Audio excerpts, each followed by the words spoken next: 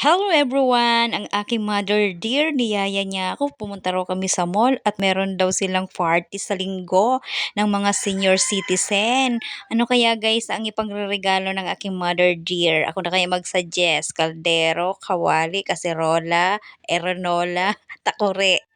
Makapunta pa nga dun sa dulo at makapaghanap ng pangregalo ng aking mother dear at nahihirapan siyang mag-decide kung anong ipangreregalo niya sa mga senior citizen niya. Meron ditong mangkok at meron pang mga plato.